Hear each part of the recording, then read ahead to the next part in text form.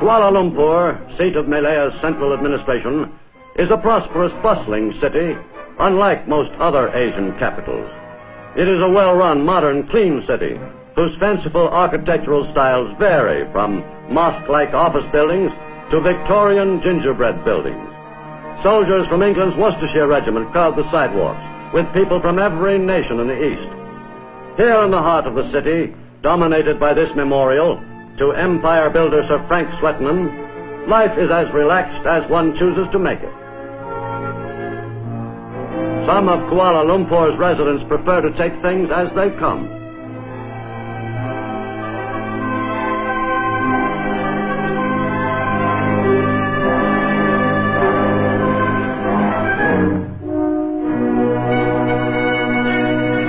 Of the greatest importance in Kuala Lumpur, as everywhere in Malaya, are the Chinese. Roughly equal in numbers to the Malays, they completely dominate the country's economic life, without sharing in its politics to any appreciable extent. Throughout Kuala Lumpur, the Chinese way of life is everywhere in evidence.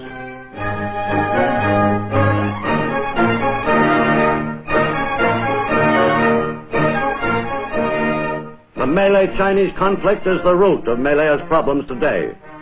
The Chinese attachment to their customs and traditions is exemplified by the popularity of this Chinese music drama.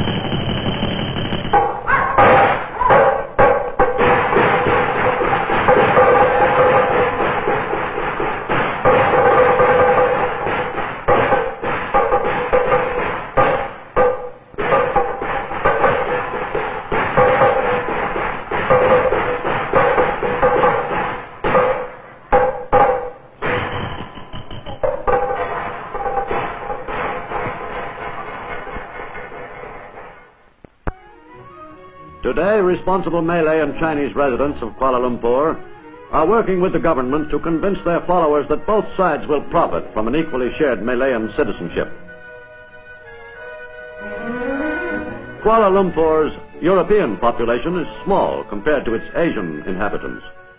Estate managers in from the jungle for a brief visit know many of Kuala Lumpur's civil servants and government officials, who form a small, tight group in this tropical outpost. One of the favorite meeting places for the capital's white residents is the Coliseum Bar. Here, Tony Hooper hopes to see a few friends and catch up on the news and gossip, especially the prospects for U.S. stockpiling of rubber, which would send the price of his rubber up once more. Inside the Coliseum, Hooper encounters Robert Lindsay, an officer in the government's information service. Scotsman Lindsay has been in Kuala Lumpur for a year, but even the most recently arrived civil servant can tell the jungle visitors from the men stationed in Kuala Lumpur. No rubber planter ever goes unarmed.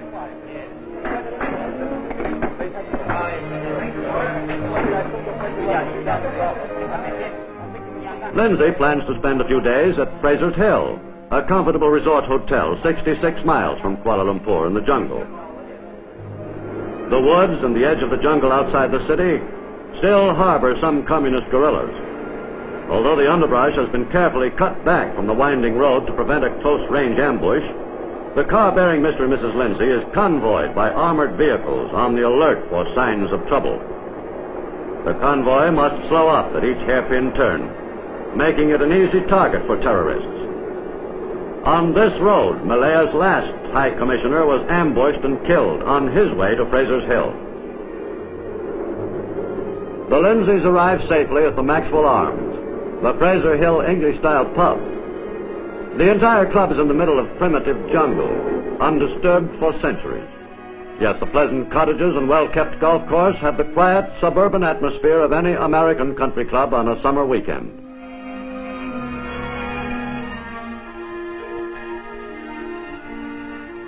Put two Englishmen in the jungle and they will hack out a golf course, is an old British saying. Robert Lindsay, like most British residents of Malaya, sticks to his custom of weekend golfing and business as usual, terrorists or no terrorists. It is this British ability to impress the English way of life on the varied lands under their influence that made them such successful colonizers. But the jungle golf course is fading fast as a symbol of the British Empire. Today, Lindsay and his associates are strongly in favor of self-rule for Malaya.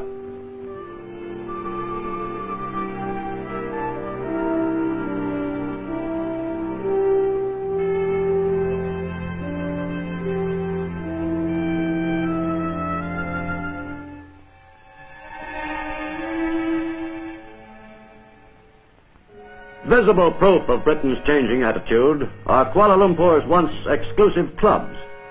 Formerly restricted to Englishmen only, these august institutions were recently opened to Asians for the first time in Malaya's history. On this Sunday morning, Mr. and Mrs. Lindsay enjoy the weekly cricket match at the Selangor Club. Mrs. Nixon, the scorekeeper, is a fixture at the club.